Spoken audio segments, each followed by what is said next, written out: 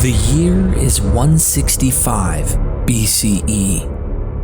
Your people, the Israelites, have lived under the rule of foreign kings for centuries. Babylon, Persia, Greece, Egypt, Syria. The latest king, the most cruel of them all, decided to force your people to assimilate to his culture. Abandon the Torah, abandon the God of Israel, assimilate, or face death. To drive his point home, this king did the most unconscionable thing. His forces marched into Jerusalem, right into the temple, and sacrificed a pig to a statue of Zeus.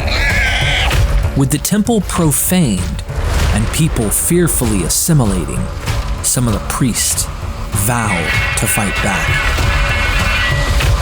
They would wage a holy war and retake their land, but they were outnumbered and their leader had been killed.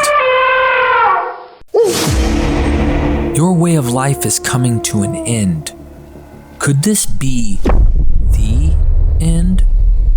The end of all things? It must be. But you know the scriptures, the prophets.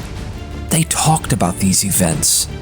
Foreign rulers, the climatic war, a holy remnant. They said this would happen. And they said God would intervene. God would raise the dead, punishing those people who did evil and rewarding the people who endured suffering to remain faithful. And your group, the special elite few, would receive the greatest reward. You would shine like stars, like the angels. The end is near. You have to tell people this conflict is part of God's plan, that they need to continue trusting God because the reward was so close. So how do you do it? Write a book, grab their attention, tell a story of monsters prowling the earth. Tell how the fourth monster will be the last one.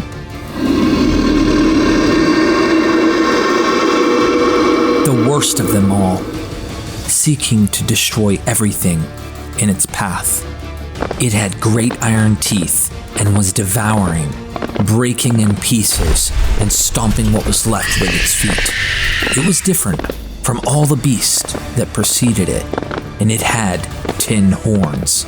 Daniel 7. God will intervene.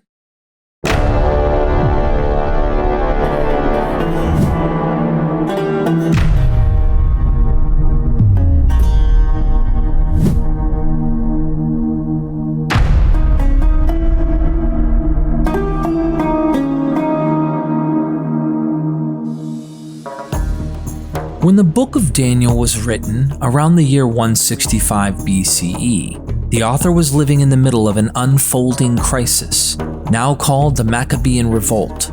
Named for that family of priests who fought back, the author wrote his book to share his perspective, assuring his comrades that God would strike down the person responsible, the Syrian king Antiochus Epiphanes.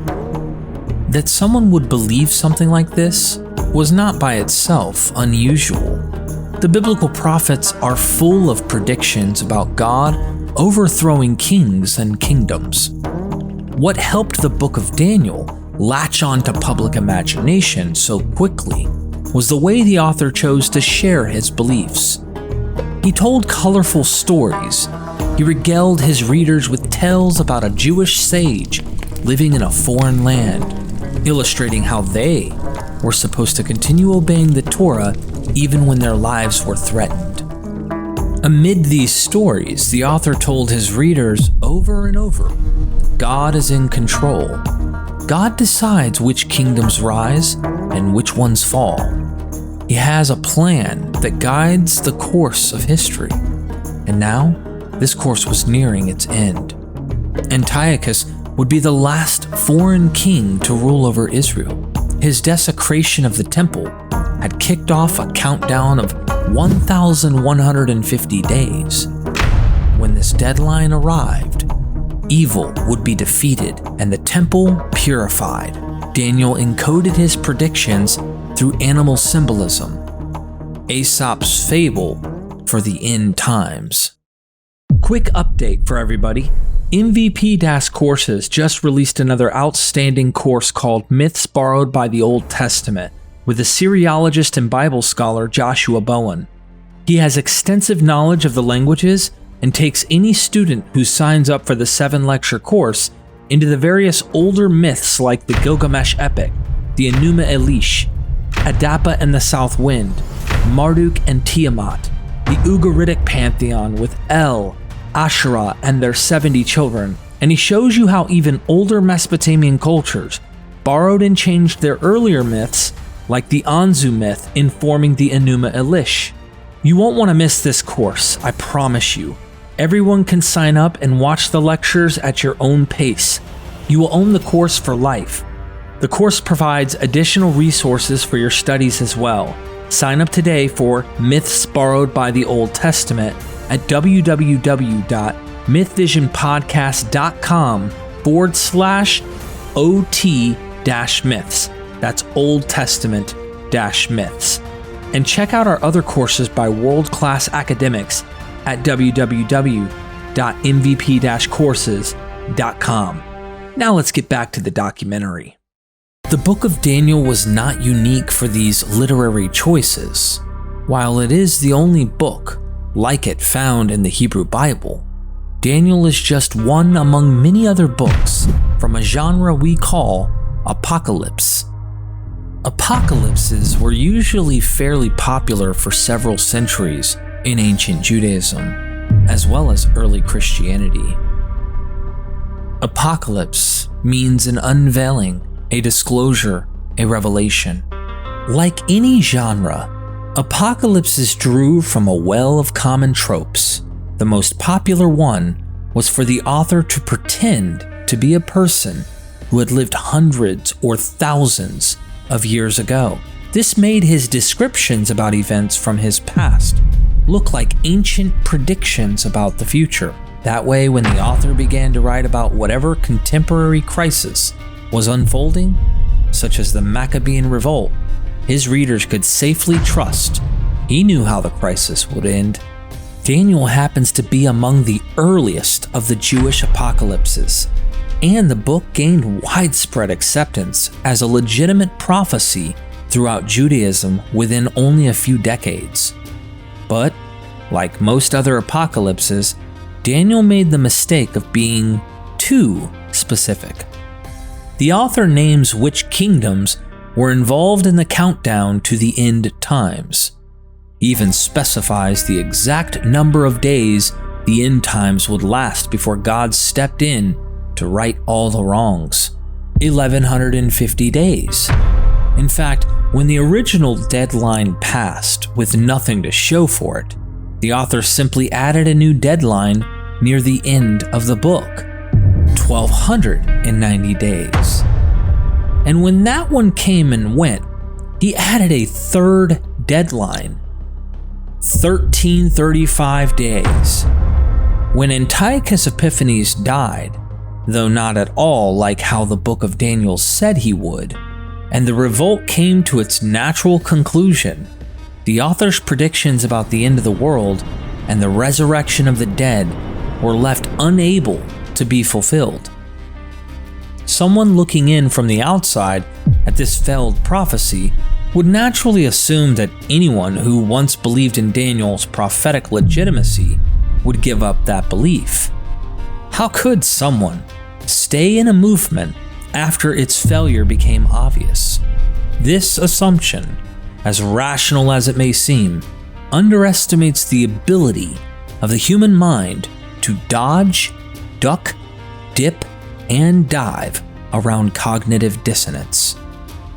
Cognitive dissonance happens When a person is confronted with two incompatible ideas, it's as if you have two fuel gauges on your car. They're studying the same amount of fuel, but one says your tank is full, the other registers empty. They can't both be right. On the one hand, the person has this deeply held conviction which governs their whole worldview. This is how they see God, history, prophecy, friends, enemies, love, or even food, whatever it might be. On the other hand, the person is suddenly confronted with information which essentially disproves the validity of that conviction. Now there is a war going on within the person's mind. For many people, this sort of cognitive dissonance can be extremely stressful. It is not just the clash between two opinions over something trivial. This is their whole worldview being challenged. They have based their whole life, their identity, on this worldview being correct. Now this new information says their worldview is wrong. Nope. In all cases, the person must find some strategy to reduce the conflict happening in their mind. Unfortunately, for many people, the strategy they find is to bury their head in the sand. They reject the new information outright. It's gossip and hearsay from gullible busybodies. It's a conspiracy from imposters hiding in their community. It's a lie from the devil himself.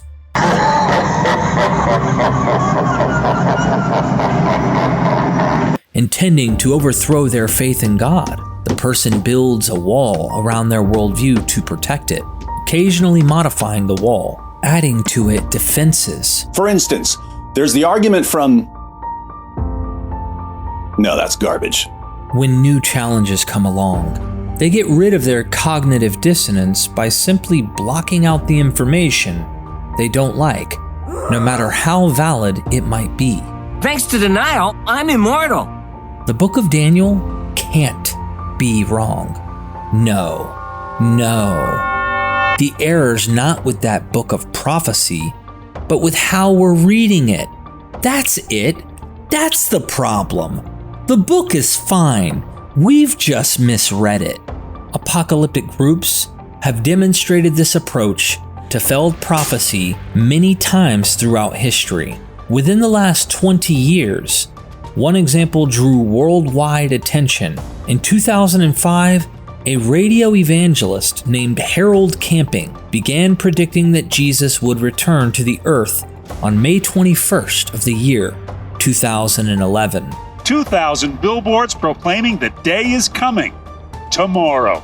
You and I are living at the time of the end of the world. As the date approached, he and his followers ramped up an awareness campaign, urging the world to repent for their sins before it was too late.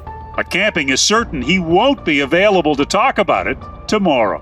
There's no way that I could schedule an interview because I won't be here. When May 2011 passed, without the heavens opening for the return of the Messiah, Camping's movement suddenly faced enormous cognitive dissonance. The entire world had seen the prediction fail. Or maybe Camping had made a simple error somewhere in his prediction. Camping wound up insisting that something important did actually happen on May 21st on the spiritual plane. But he also insisted that Jesus was still going to return, seen by all in the world, on a recalculated date in October of the same year. Christian radio host Harold Camping apologized yesterday for insisting the world would end this past Saturday. He now says that was only a spiritual judgment, an invisible judgment. He says it will actually take 5 months for the fireball to arrive that will consume Earth. When a prophecy seems to fail, it's extremely common for the people who believed in that prophecy to resort to these exact two strategies to overcome their cognitive dissonance: spiritualizing the prophecy, turning something intended as literal into non-literal, so no one can prove it didn't happen, and recalculating the prophecy, tweaking the math to push the time of fulfillment to a later date. Conveniently, these solutions are always discovered after the prophecy as originally given has already met with failure. While most of Harold Camping's followers were royally angry, embarrassed, and disappointed for being misled by his 2011 prophecy and its subsequent revisions, some of his former students saw it coming a mile away. The whole world is under Judgment Day, and this is and it will continue right up until October 21, 2011, and at that time the whole world will be destroyed. Camping had originally predicted the return of Jesus would happen on September 6th of 1994. October 21st on your calendar, or not. Of course, Camping also predicted doomsday in 1994. He revised that date twice after each deadline came and went. But somehow his history of prophetic unreliability didn't dissuade people from trusting him, even with Daniel directly telling the reader when the end times were supposed to wrap up, even including a series of revised deadlines, just like we experienced from Harold Camping. The book had successfully latched into the public consciousness. Its stories of monsters and martyrs were here to stay, and other authors began borrowing from Daniel the same way Daniel's author had borrowed from older books of the Bible, like Jeremiah. Harold Camping changed the time of his prophecy's fulfillment, but he didn't change the content of his prophecy. With Antiochus dead and the revolt over, how could a reader rescue Daniel's prophecies?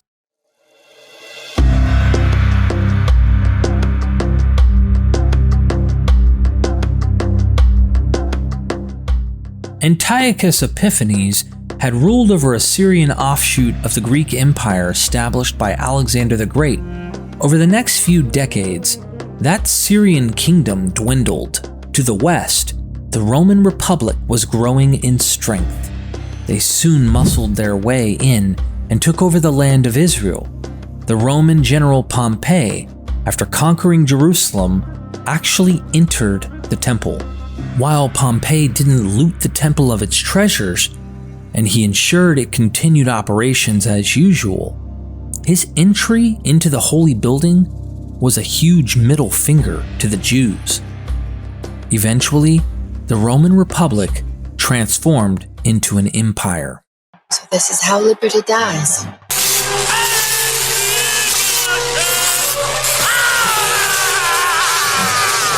And the Romans allowed the land of Israel to remain semi-autonomous under a client king named Herod. A few years after Herod's death, part of his kingdom was incorporated into the Roman Empire as Judean province. It was during this era when Jesus came onto the stage of history. Judaism in the time of Jesus, like any religion today, was incredibly diverse. The idea that God would bring history to a close, restoring the dead to life to be judged alongside the living for an eternal punishment or eternal reward, has its origins in the apocalyptic worldview. While some factions within Judaism based their worldview around apocalyptic theology, they were always a minority, and not every Jew was familiar with the books of the apocalypse genre. Still, apocalyptic ideas had spread into nearly all forms of Judaism, and Daniel's popularity had kept the book around for a few centuries now. With Roman power replacing Greek hegemony, Daniel needed to be reinterpreted. The problem was not with Daniel's prophecies, but with us mistakenly thinking the end times were supposed to happen while the Greeks were still in power. That fourth and final kingdom would not be the Greeks, but the Romans. The Roman general's entry into the temple was a bright red flag that Daniel's prophecies were approaching the time of their fulfillment. Daniel might have made some prediction or another about Antiochus, but that guy was just a shadow of what was to come. The Romans would someday desecrate the temple in Jerusalem again, and that would kick off the end times countdown. We see this sort of expectation of Rome as chief villain for the end times in the literature written by an apocalyptic faction that had formed a commune near the northwest shore of the Dead Sea. What is especially worth noting is that the Dead Sea Scrolls often refer to the Romans as Kittim. This shall be a time of salvation for the people of God, an age of dominion for all the members of his company, and of everlasting destruction for all the company of Belial. The dominion of Kittim shall come to an end, and iniquity shall be vanquished, leaving no remnant for the sons of darkness. There shall be no escape. The Dead Sea Scrolls also identify the Romans as Assyria, despite having no such historical origin. These names taken from the Hebrew Bible, Kittim and Assyria, were used for Rome in a symbolic way. The Romans were like Kittim because they came from across the water or sea. The Romans were like Assyria because they were a world-conquering empire. Between centuries of living under foreign rule and the rise of apocalyptic ideology, the Jewish homeland was a powder keg. When the Judean province was established in 6 CE, some people attempted to resist, terrorizing their more compliant neighbors with arson and theft. In the spring of 40 CE, the Emperor Caligula ordered that a statue of himself should be installed in Jerusalem's temple. He dispatched 2 legions under the command of a governor to make sure the decree was carried out. When the governor arrived in Judean province, he was met by thousands of Jews across the country, openly declaring they would rather die than let Caligula profane their temple. By summer, the governor had backed down on carrying out Caligula's order, but the event was traumatic enough that it stuck in Israel's social memory. Luckily for Judea, Caligula was suddenly killed. A massacre was narrowly averted. But the episode sent a chilling message, and it reached the Jerusalem Jesus followers with ringing clarity. Roman power was all-encompassing. Any denial of imperial supremacy could be dangerous. According to one theory, an apocalyptic student was convinced Caligula would fulfill Daniel's prophecies by the end of the year and wrote a tract outlining his expectations. When you see the desolating sacrilege set up where it ought not be, let the reader understand. Then those in Judah must flee to the mountains. Someone on the housetop must not go down or enter the house to take anything away. Someone in the field must not turn back to get a coat. Woe to those who are pregnant, to those who are nursing infants in those days. Pray that it may not be in winter, for in those days there will be suffering, such as has not been from the beginning of the creation that God created until now. No, and never will be. The author of the Gospel of Mark found this apocalyptic tract and put it in Jesus' mouth. This theory isn't widely accepted, but it's often mentioned by commentators, and it helps illustrate the point on how readers continued to reinterpret Daniel over time in reaction to new events. Around the same time as Mark was being written, another apocalyptic teacher wrote a letter to his students, telling them how the temple would be desecrated one last time before the end of the world. That day will not come unless the rebellion comes first, and the lawless one is revealed, the one destined for destruction. He opposes and exalts himself above every so-called God or object of worship, so that he takes his seat in the temple of God, declaring himself to be God. Even though Caligula had died before he accomplished his goal, the memory of his threat lingered in the decades that followed. It's no wonder anti-imperial sentiment and revolutionary thought was growing among the Jewish people. Their way of life was perpetually at risk with the Romans in charge. These tensions came to a head in 66 CE when Jews in Jerusalem, some of them led by the sons and grandsons of the resistance 60 years earlier, refused to pay taxes to their imperial rulers. The Roman governor reacted by looting the temple's treasury, an act which was met by outright revolt from the populace. Violence escalated until the emperor sent multiple legions to put down the rebellion.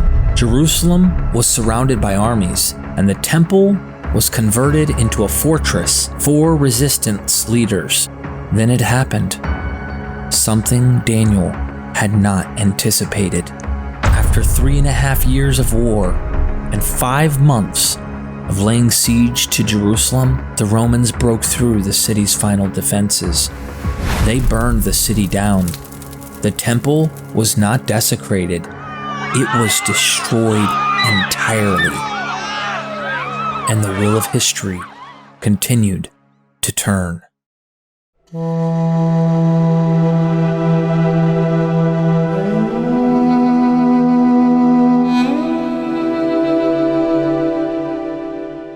The Jewish people and their religion survived the war, but survival required adapting to this new world. An apocalyptic ideology which urged action against foreign occupation was dangerous. It didn't disappear, but it was dulled for a time. Worries about an imminent end of the world fell into the background as the apocalypticists joined their comrades in mourning the loss of the most holy place in the world. They wrestled with the trauma that God's own home on earth was now gone. The temple's purity had been threatened several times, but the complete destruction of Jerusalem and its temple had only happened once before, nearly 700 years in the past. Rome was neither Kittim nor Assyria. Rome was Babylon.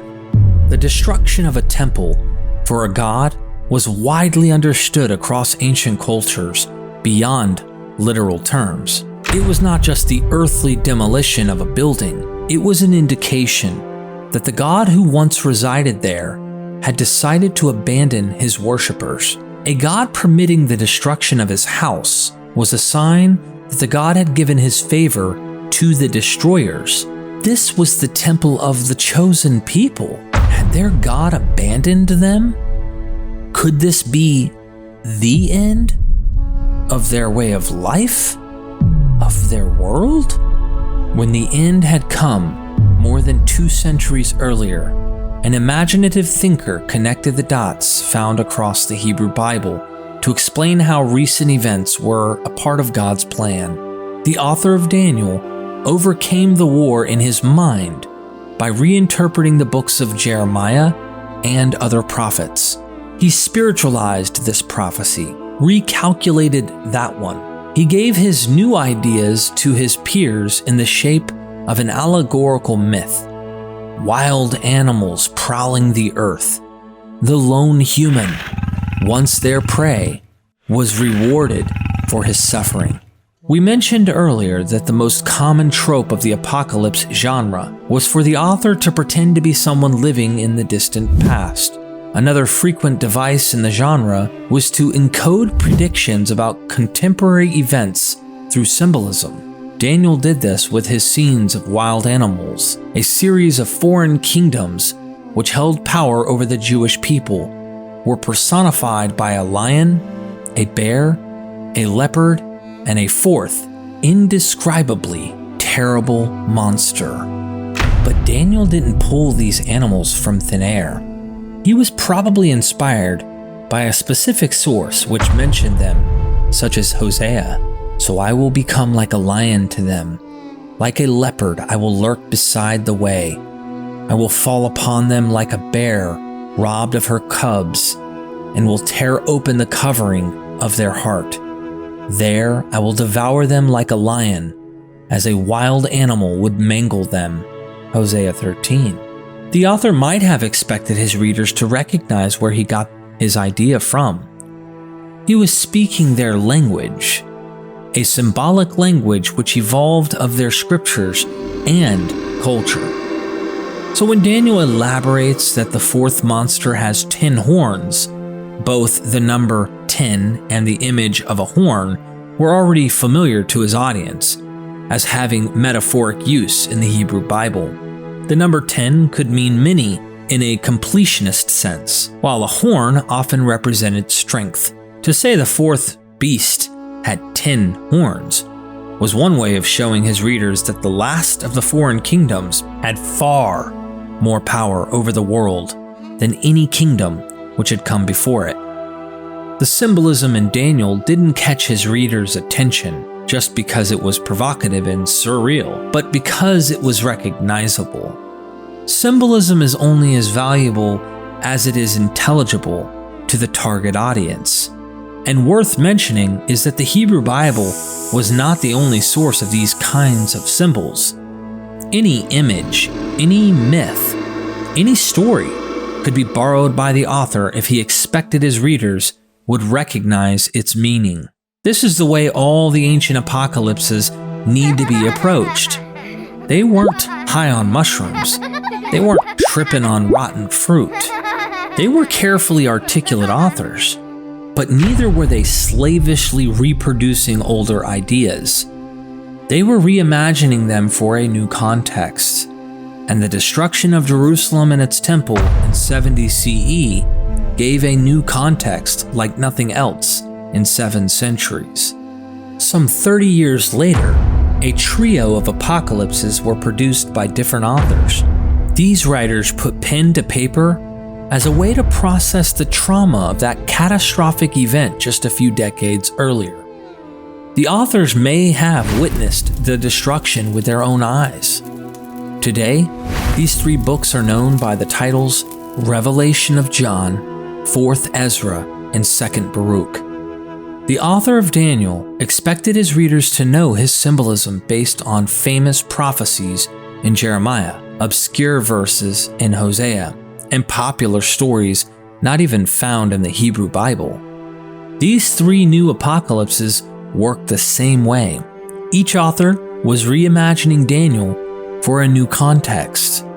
These books were written in a visual language which readers could become fluent in as they read the Hebrew Bible, listened to popular myths and legends, and participated in everyday life.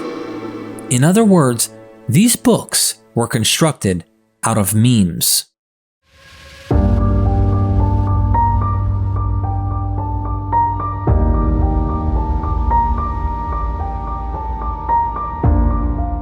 Imagine you're having a casual conversation with your friends. Someone throws their hands in the air, jokingly yelling, "You are tearing me apart, Lisa!" If you've never seen the movie this quote comes from, the full meaning of what's being said will fly right over your head. Your ignorance of the meme causes you to miss part of the joke. Now imagine you walk in on your friends having a conversation where every single thing they say is a meme like that. You might recognize a few of the more popular jokes. That would be great. Okay. But maybe a lot of the things your friends are saying are pulled from movies you've never even heard of. I do not care for hunky boys.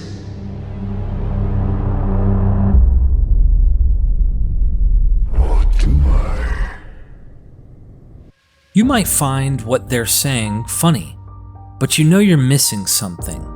Your ignorance of this mimetic language your friends are speaking isn't your fault, but it's a huge barrier to understanding what they're talking about in full. In a similar way as trying to talk to someone who is fluent in a language built from TV shows and movies, What would happen if you tried to read a book that was written by an author who took an enormous number of theological and mythological memes you're not familiar with, adjusted and modified them, and arranged them into a series of miniature stories without a coherent narrative flow? Multiphasic transmissions overlapping, it's almost a gibberish. That's the revelation of John, the final book in the New Testament. After 2,000 years of cultural drift, someone going in blind to read the revelation is going to miss what's really happening in the book. Even more so if the reader has a religious worldview which insists that Revelation is totally unique, a worldview which actively discourages them from even considering ideas incompatible with their own existing theology. They are deliberately closed off from learning anything outside their curated bubble. So let's flip through the Revelation of John to get a quick overview of its plot, as much as it has one. The book begins with the author telling his readers that he received visions sent from God, visions which revealed how the end of the world was about to happen. The first thing the author sees is a shining human who says he will soon bring God's judgment on the world. Next thing the author knows, he's standing in heaven. He sees Israel's God handing over a rolled up scroll to a sacrificed lamb.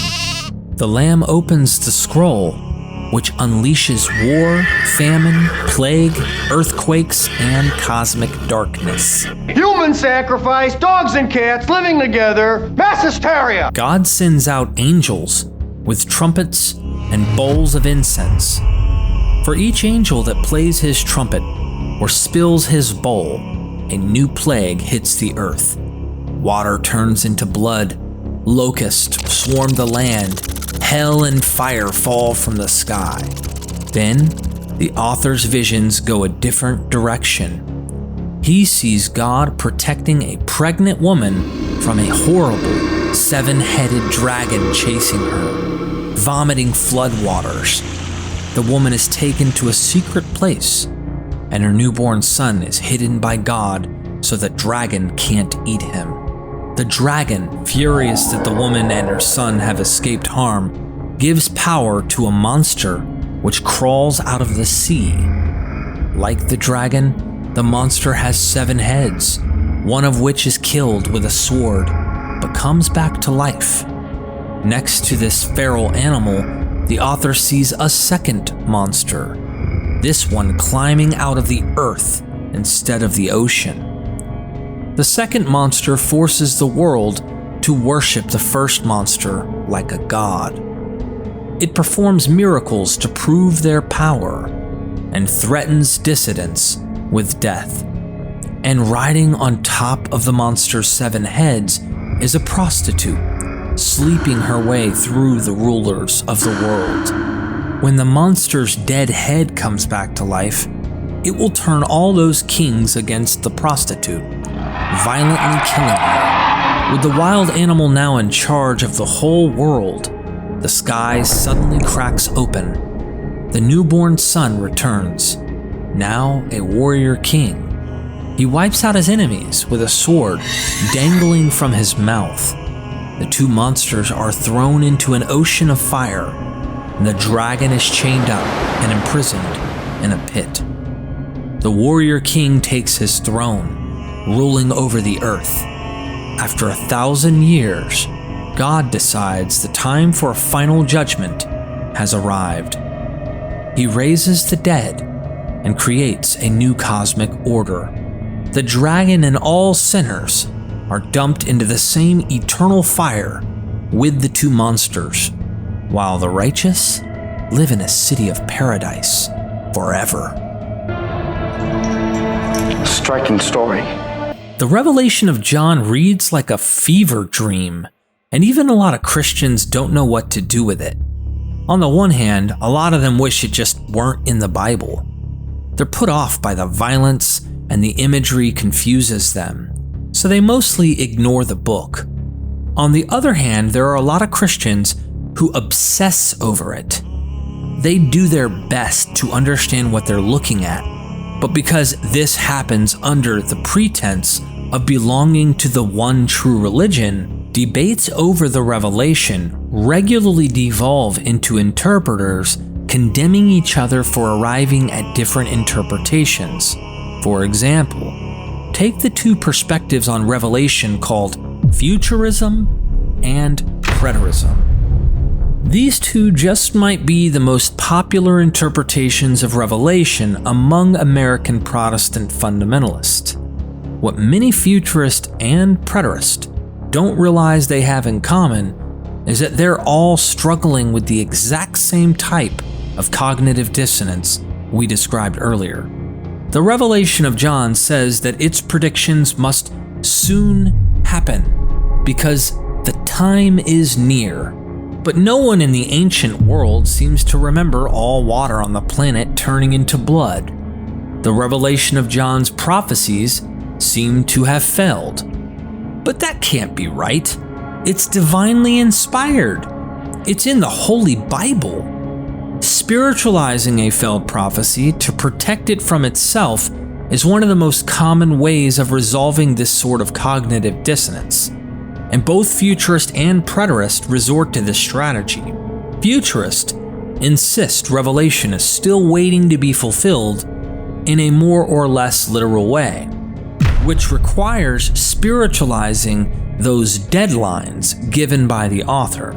They expect to see it fulfilled sometime in their own future, so they're often accused of trying to interpret the revelation by comparing it to the latest world events in the news. It's so obvious that when the author said the book would be fulfilled soon, he meant it how God understands soon, not as humans. 2,000 years seems like a ridiculously long time from a human perspective, but for God, it's only in blink of an eye. Futurism, prophecy is understood literally, so soon must be understood spiritually. Preterists come from the opposite direction. Soon means soon, and near means near. Otherwise, these words are meaningless and tell the reader absolutely nothing of value. So when the revelation says over and over that it must be fulfilled soon, the author meant exactly that. No, the problem is not that the revelation was unfulfilled, but that we've misunderstood it. All those visions are entirely, completely symbolic. How did I miss it, Paul? You have to read them with the right spiritual eye.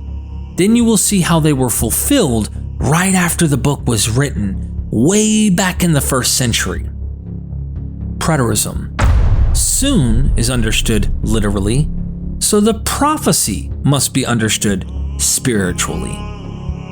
What both perspectives do is begin with the assumption that the revelation cannot possibly make sense outside of their theology. These might make, for some, fun fiction books, but it's an enormous double standard when it comes to reading literature as literature. This benefit of the doubt isn't given to apocalypses outside the Bible. It's special pleading to insist the revelation is somehow exempt from being read with a critical eye. If we throw away such a flagrant double standard, what does the Revelation of John end up saying?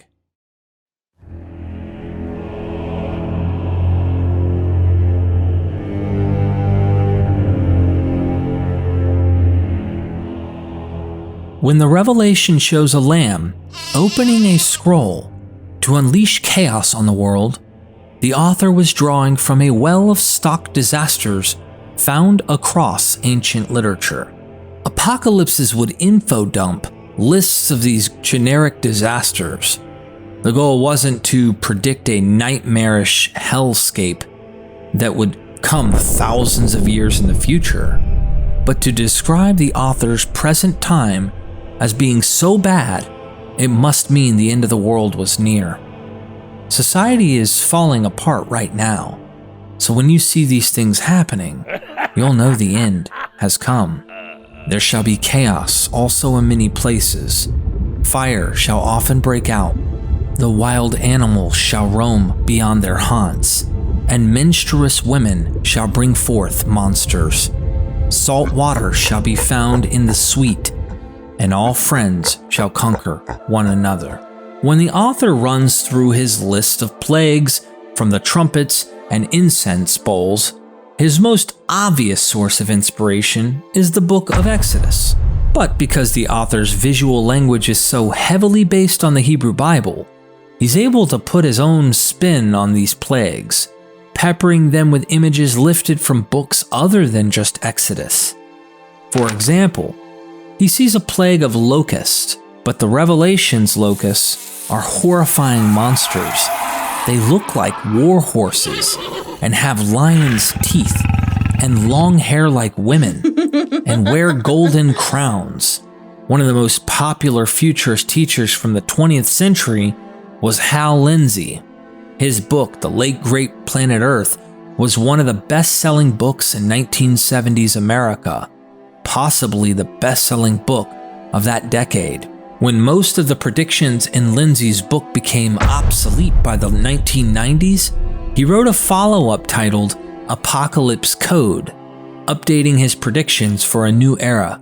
When he got to the Revelation's locust plague, Lindsey insisted the vision was a first-century man's attempt to describe attack helicopters. The phrase, something like crowns of gold, most likely describes the elaborate helmets worn by the helicopter pilots. The appearance of something that looked like a woman's hair could describe the whirling propeller that looked like flimsy hair. The term teeth probably describes the weaponry projecting from the chopper. You have to wonder if Hal Lindsey, a renowned expert on Bible prophecy, had ever really bothered to read his Old Testament. He doesn't so much as mention the book of Joel when talking about these helicopter locusts. Sometime in the 4th or 3rd century BCE, the prophet Joel predicted that Jerusalem would soon face an invasion. His book in the Hebrew Bible describes the devastation caused by the attacking army by comparing them to a swarm of locusts or a pack of lions. They'll jump across the countryside. They have sharp fangs.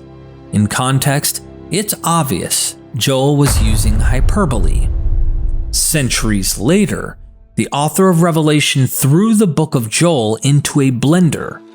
The resulting chimera, a monster with body parts taken from locusts, horses, lions, and humans, is presented to the reader as if the author thinks it's a literal creature. And the Revelation wasn't even the first apocalypse to make a combination like this.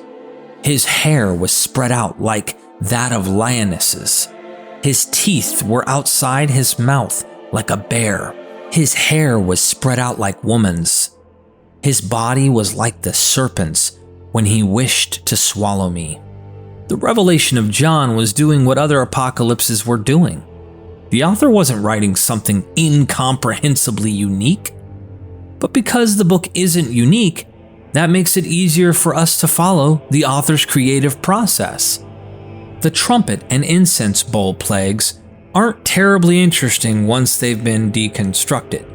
The author expected these wild disasters to happen, and by all accounts, they didn't.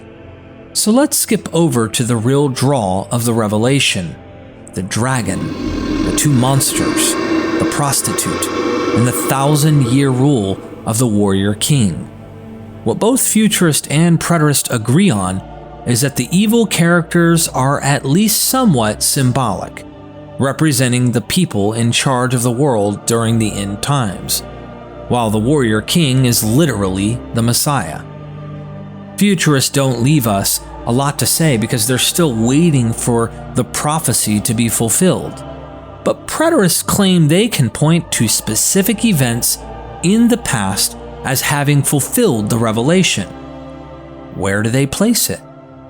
in the destruction of Jerusalem in 70 CE. That's right, they think the revelation of John was written before Rome destroyed the city, not after.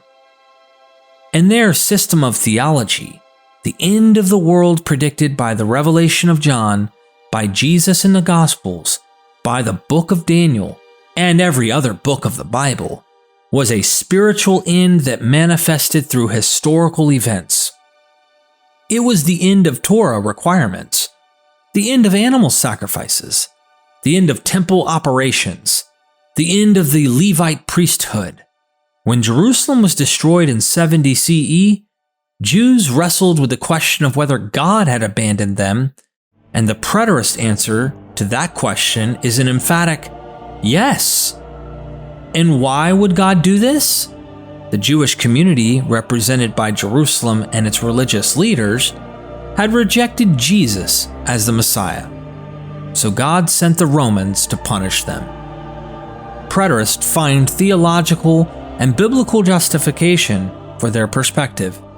They believe Jerusalem's destruction by Rome is symbolized in the Revelation, with the monster killing the prostitute. But there is an obvious element of anti-Semitism in the claim that God permanently divorced himself from the very ethno-religious community which introduced him to the larger world.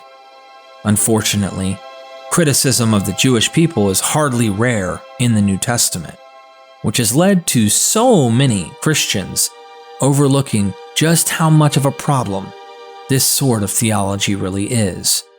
Or worse, some Christians are entirely aware and don't care.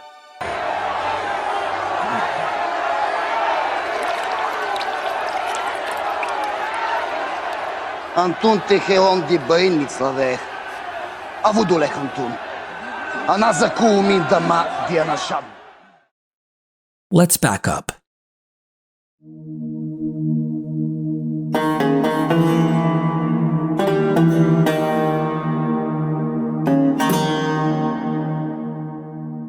Because apocalypses often communicated their ideas with dense symbolism, the author had to make sure his readers didn't completely miss his message. So another common trope in apocalypses was for the author to actually explain the surface level of his symbolism. The author usually did this by introducing an angel in the book to provide the explanation, but sometimes the author used prayers, songs, a voice from heaven, or even characters breaking the fourth wall within the symbolic visions. If all else failed, they would just give flat exposition through the narration directly to the reader. Then someone appeared standing before me, having the appearance of a man, and I heard a human voice calling, "Gabriel, help this man understand the vision." The Revelation of John uses this trope multiple times, informing readers that the dragon symbolizes Satan. The monster from the sea represents a world-conquering kingdom and its kings. The second monster represents a false prophet acting on behalf of that kingdom. And the prostitute personifies the city from which the world is ruled. This exposition gives us a silhouette for each of the four characters, so that exploring the smaller details will reveal who exactly the silhouettes represent. The dragon is not hard to misunderstand. You can't get much clearer than when the book says it's Satan. But why a dragon? Why 7 heads? Why does he chase a pregnant woman? Why is the dragon chained up in prison for 1,000 years instead of immediately punished? Whether the author did it consciously or not, he was bringing together a wide range of mythologies in this character. There's a common misconception that Christianity came up with the idea of an evil angel Satan, where Judaism previously had no such concept. In fact, the apocalypse genre introduced the idea centuries before Christians came along. In the book called 1 Enoch, it is claimed that all sorts of worldly evils have their origin in a rogue faction of angels. When their rebellion against God's established order comes to his attention, the rogue angels are captured and imprisoned, forced to wait for their punishment at the end of time. Their leader, Azazel, is wrapped in chains and imprisoned in a valley of darkness and jagged stones. First Enoch was clearly influenced by the Greek myth of Prometheus being chained down in Tartarus, the deepest underworld. The New Testament book 2 Peter, when summarizing these events from 1 Enoch, even calls the angels prison Tartarus. Over the next few centuries, other apocalypses gave the supreme evil angel names like Mastema, Samael, or Beliar. In the worldview of the ancient Canaanites, storm god Baal-Hadad earned the right to rule the pantheon by defeating the embodiment of chaos, a dragon named Lotan, who had 7 heads. This myth, a storm god slaying the dragon of the sea, changed over time. New storytellers replaced Baal-Hadad with another storm god, Yahweh, and the pronunciation of Lotan's name shifted over time, becoming Leviathan. You divided the sea by your might. You broke the heads of the dragon in the waters. You crushed the heads of Leviathan. On that day, Yahweh, with his cruel and great and strong sword, will punish Leviathan, the fleeing serpent, Leviathan, the twisting serpent, and he will kill the dragon that is in the sea. Students of the Hebrew Bible will probably recognize the pregnant woman which the dragon chased. They might guess she somehow represents Israel or Jerusalem. Based on snippets they remember from Isaiah or Genesis or Exodus. This interpretation isn't out of the question. Other apocalypses also personify Israel as a suffering woman. I looked around, and on my right I saw a woman. She was mourning and weeping with a loud voice, and was deeply grieved at heart. Her clothes were torn, and there were ashes on her head. When I looked up, the woman was no longer visible to me, but a city was being built, and a place of huge foundations showed itself. But as the author pulls all of his influences together, rearranging them into a new shape, we start to recognize that he's leaning into yet another myth for his overall structure of the scene. Greek mythology said that when the goddess Leto was pregnant with Apollo, the dragon Python chased after her, intending to kill her son. And just like the pregnant woman in Revelation, Leto was divinely protected from the dragon, hidden away in safety. While the dragon is bluntly said to be Satan, readers who are willing to track down the author's influences will find he was not just borrowing from Hebrew scriptures. Appreciating the full depth of the Revelation symbolism requires looking beyond just the Bible. The Revelations combined Leviathan and Azazel decides to give power to a wild animal that crawled up from the ocean.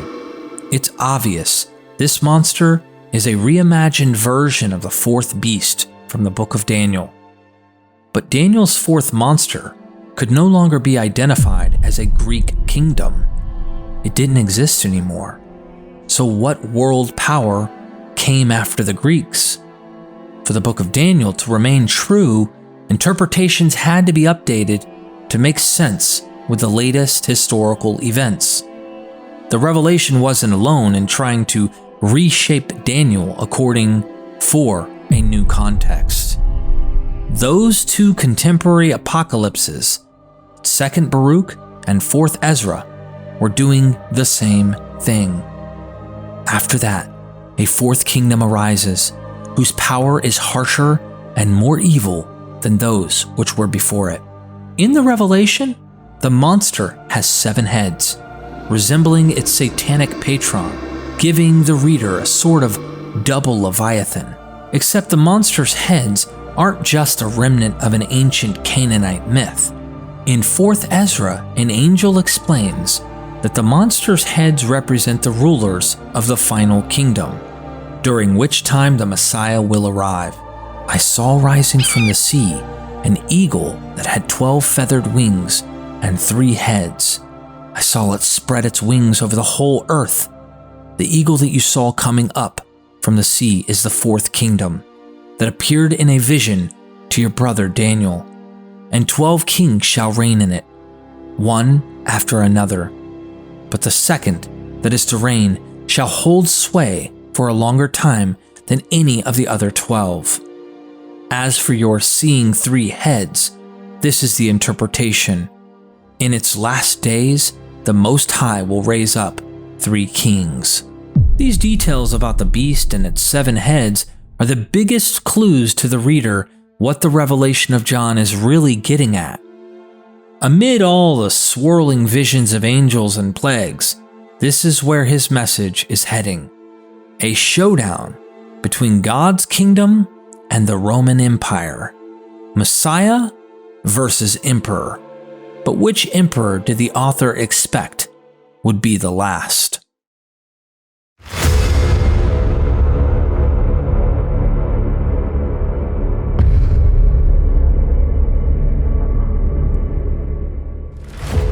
The revelation tells its readers how one of the 7 heads of the monster was killed, but would come back to life.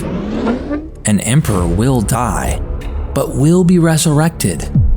All people will bow down to this emperor when he is raised to life, but his grasp on power will be short-lived as the end times are brought to their conclusion. In fact, the monster itself is one of those emperors represented by the 7 heads. The beast is not just the Roman Empire as a whole, but also one of its emperors in particular. This brings us to the mark of the beast. It is the wild animal's name, or the number of its name. Here is wisdom. Let the one who has perception calculate the wild animal's number, since it's a man's number, and the number is 666. For all the jokes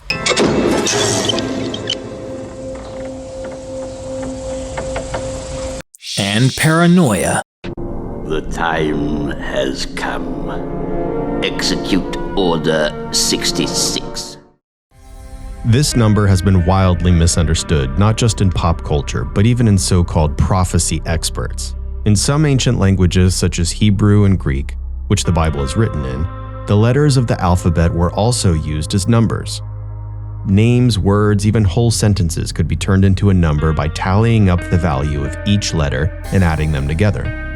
The name of Israel's King David equals 14. So when the Gospel of Matthew provides Jesus' genealogy as the son of David, the genealogy is divided into 3 sets of 14 generations. In Pompeii, one of the cities destroyed by the eruption of Mount Vesuvius, we discovered graffiti which secretly refers to people by the numbers of their names. One example says, "I love her whose number is 545.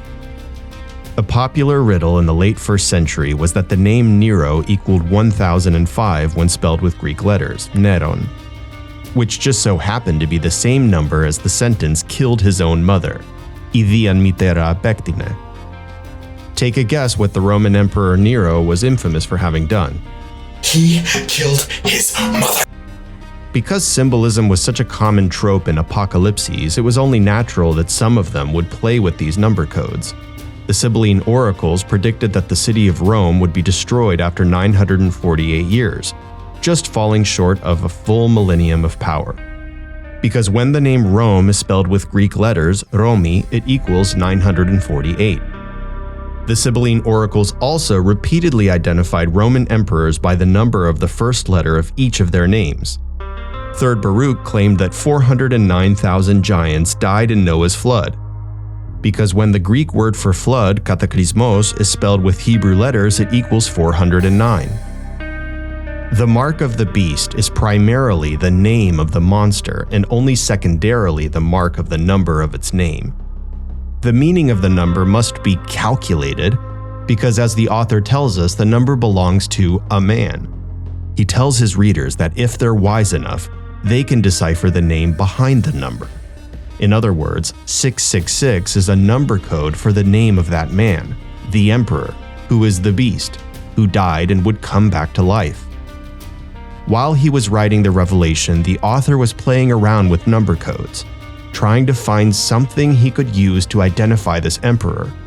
He discovered that by sheer coincidence, both the Greek words for beast, therion, and the Greek spelling of the name Nero Caesar, Neron Caesar, equals 666 when spelled with Hebrew letters. The Emperor Nero is the beast, almost literally. There have been attempts to interpret the number 666 other ways.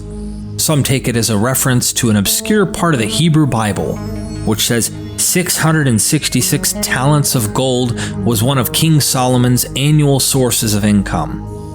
But this view requires ignoring what Revelation explicitly says. The number 666 calculates into a man's name, not how much money he made in a year. Likewise, some gloss over that the number is 6 hundreds and 6 tens and 6 ones. They try to read it as a series of 3 individual sixes. And since the book of Genesis says that God made humans on the 6th day of creation, the number 666 means that all humans are sinful, falling short of that perfect number 7, or in this case, 777?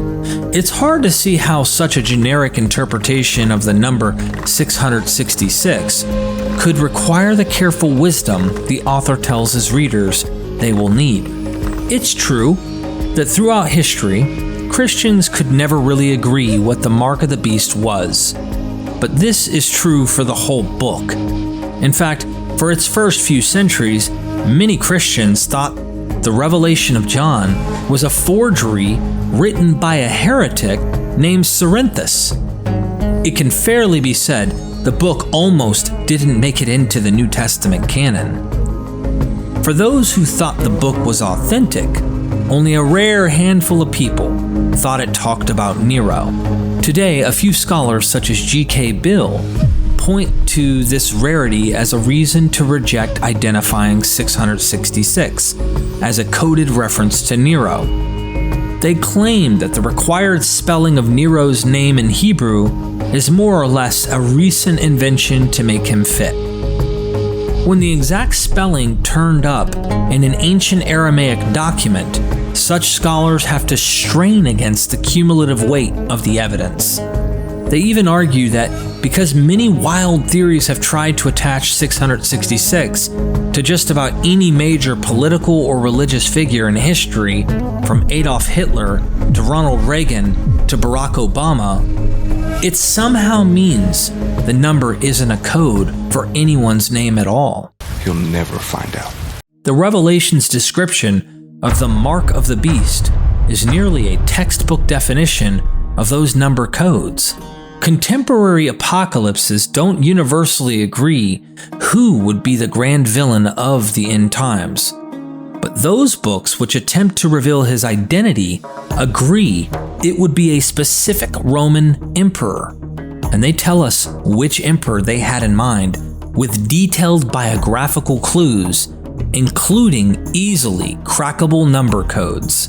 They say he will come from the lineage of Emperor Augustus. Then Beliar will come from the Sebastyanoi. Greek Sebastius equals Latin Augustus. They say his name begins with the number 50, which in Greek was the letter N. One who has 50 as an initial will be commander, a terrible snake, breathing out grievous war, who one day will lay hands on his own family and slay them, and throw everything into confusion. But even when he disappears, he will be destructive. Then he will return, declaring himself equal to God, but he will prove that he is not. They say that he murdered his own mother, as Nero had done. Beliar will descend, the great angel, the king of this world, which he has ruled ever since it existed.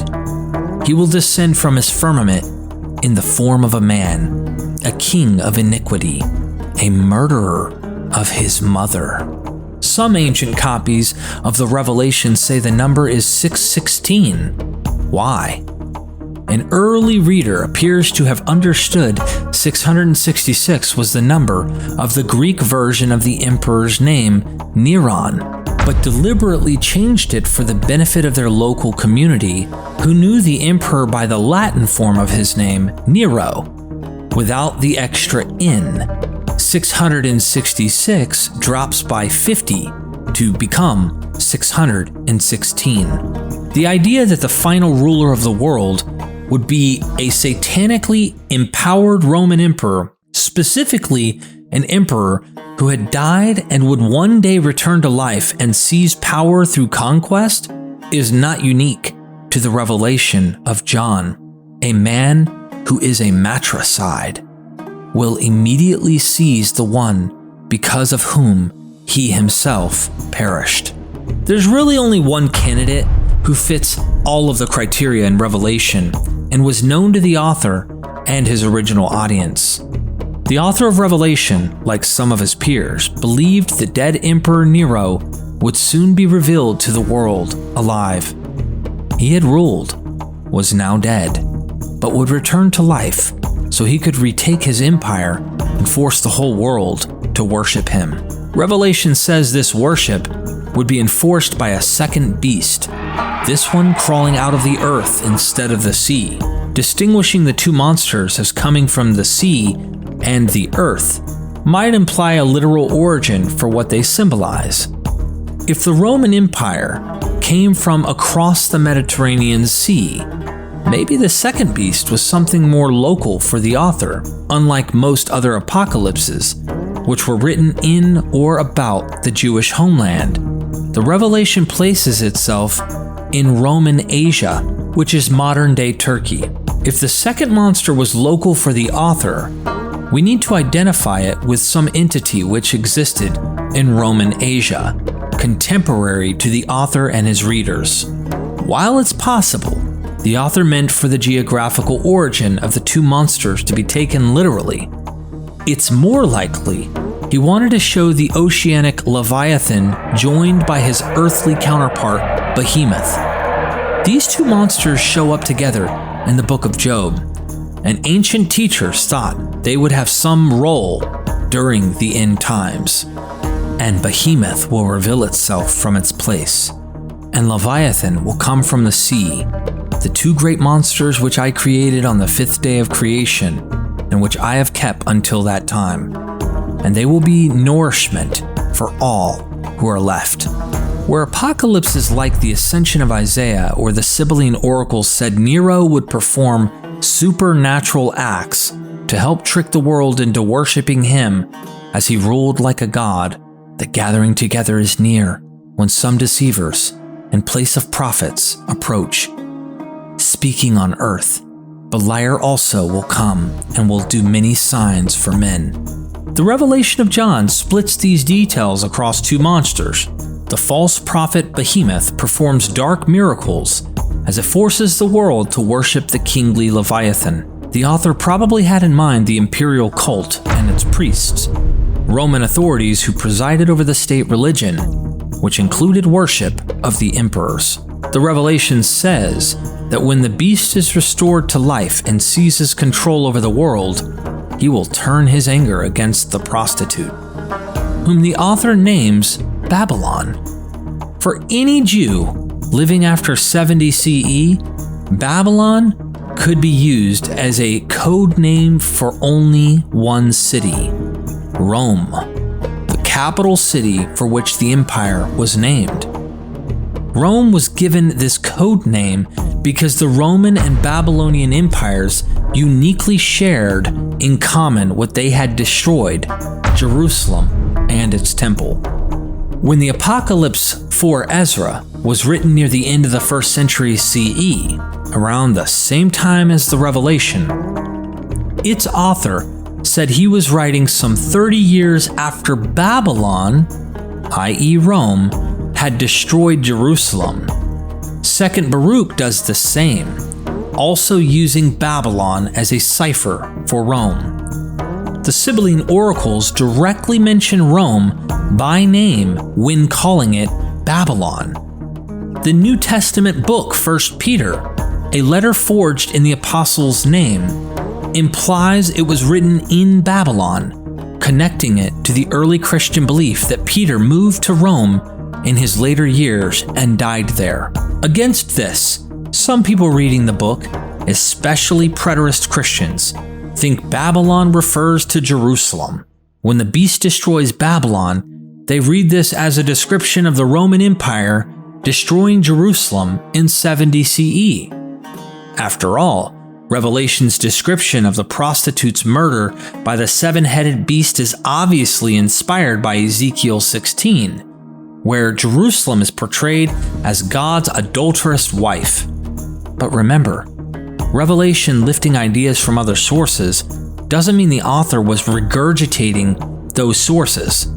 The vision of the pregnant woman being chased by a dragon was influenced by the myth of Leto and Python. But the Revelation clearly doesn't intend for readers to identify her newborn son as the Greek god Apollo. The author was inspired by his sources, but he was a creative writer in his own right. In any case, the Hebrew Bible does refer to foreign capital cities as prostitutes on occasion. At the end of the 70 years, Yahweh will visit Tyre, and she will return to her trade, and will prostitute herself with all the kingdoms of the world on the face of the earth. Because of the countless debaucheries of the prostitute Nineveh, gracefully alluring mistress of sorcery, who enslaves nations through her debaucheries and peoples through her sorcery. The book's version of Nero's death and imminent return are also difficult to place within the year or two after his suicide, or even before it, as some preterists argue. This legend makes the most sense when given a few decades to develop and become recognizable throughout the empire, precisely in the same time period when we find the legends appearing in other apocalypses. If it's not obvious enough, the name Babylon refers to the Roman Empire's capital city in the apocalypse. 3 other details should make it clear. First, the author says Babylon is a city which rules over all the kings of the world. What's the most common way of rescuing a failed prophecy? By spiritualizing it. 1st century Jerusalem was a famous city, but in no way did it rule the world, not even in a spiritual sense. We have to really stretch those words to make them fit Jerusalem. Second, the Revelation provides 2 interpretations of the beast's 7 heads. They don't just represent the Roman emperors, they also represent 7 hills, and the city Babylon sits on those 7 hills. Rome was famously known throughout the empire as the city of the 7 hills. Illustrious Rome will bound her power with earth, her spirit with Olympus. She will enclose her 7 hills with one great city wall. Therefore, he will also destroy many for the city of 7-hilled Rome, on account of the mighty kingdom, the heights of this city of the 7 hills, which presides over the world. In fact, the specific picture of Rome as a woman sitting on 7 hills first appears in history on coins minted in 71 CE, after Jerusalem had already been destroyed. But use your eyes, your common sense. And finally, the Revelation says the beast will turn against Babylon and destroy the city after he returns to life. The amount of time necessary for this elaborate legend about Nero to develop would mean Jerusalem had long since fallen, while Rome still stood. Some versions of the myth said that when Nero retook the throne, he would do so by invading, bringing armies from the barbaric outside world against Rome. Then the strife of war, being aroused, will come to the west, and the fugitive from Rome will also come, brandishing a great spear, having crossed the Euphrates with many myriads. A man who is a matricide will come from the ends of the earth in flight and devising penetrating schemes in his mind. He will destroy every land and conquer all and consider all things more wisely than all men. He will immediately seize the one because of whom he himself perished. And this is exactly what the revelation of John shows. The world's forces submit to the seven-headed beast and assist him in killing the prostitute. The author believed Nero would return to life, invade his former empire with barbarian hordes, and crush his capital out of spite for having been forced out of power in the first place.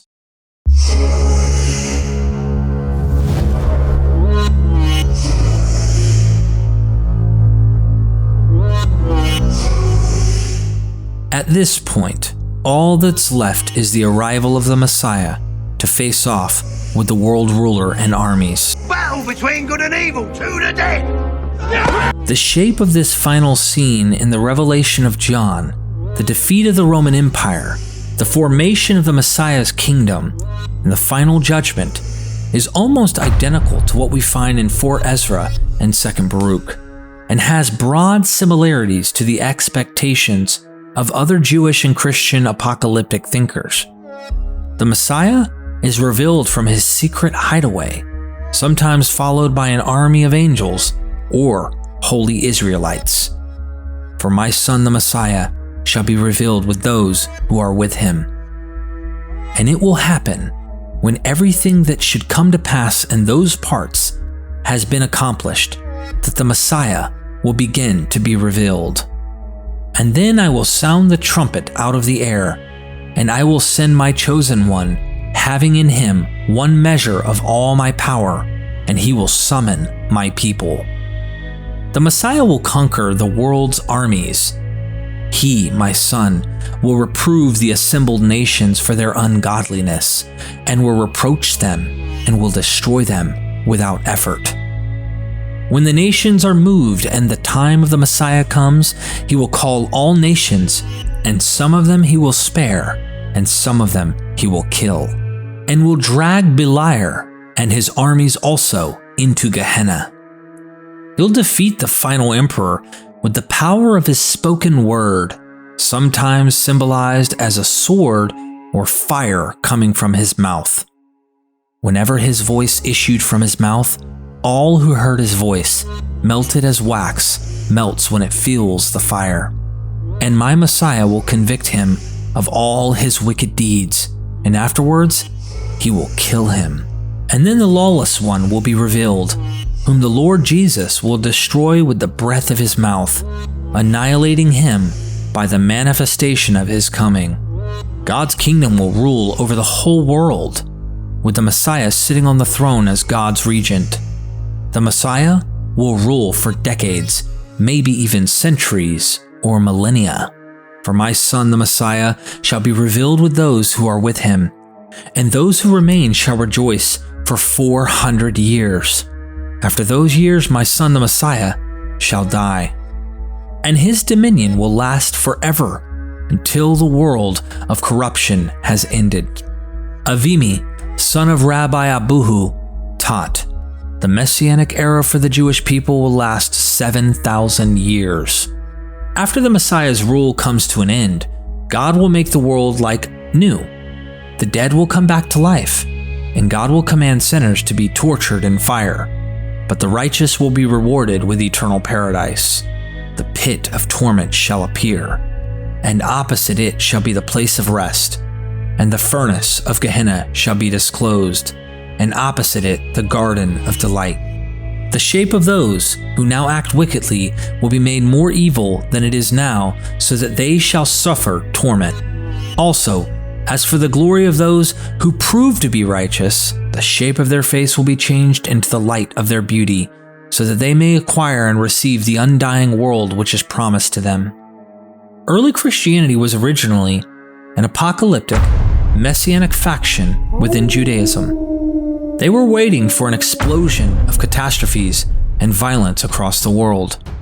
It would be a short but intense time period which would bring history to a close and initiate a new order, converting the whole world into a kingdom for God and His chosen people. These ideas developed out of the Jewish nation's history of being subjugated under foreign empires. Imaginative thinkers poured their resentment for the second-class treatment of their people into their literature, writing brutal prophecies about divine vengeance and the ultimate triumph of good over evil.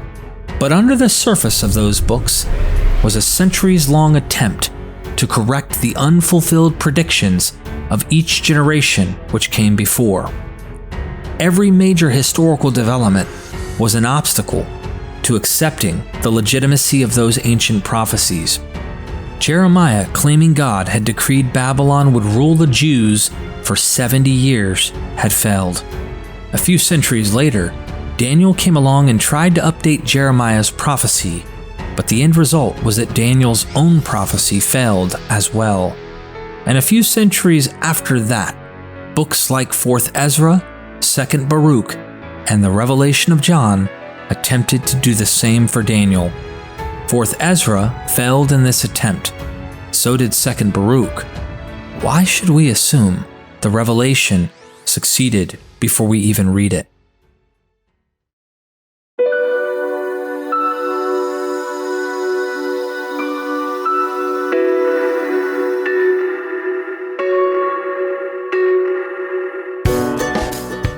We hope that you enjoyed this documentary.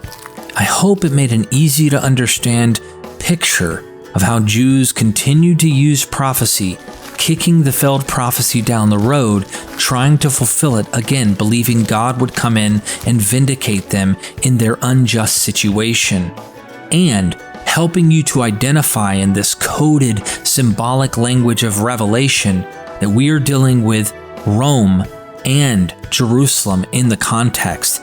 It is not all about Jerusalem as much as preterists wish it was. Christians have a very difficult time with eschatology. There are various forms of it, and I have traveled through them, as has the person who helped script this, Mark Edward.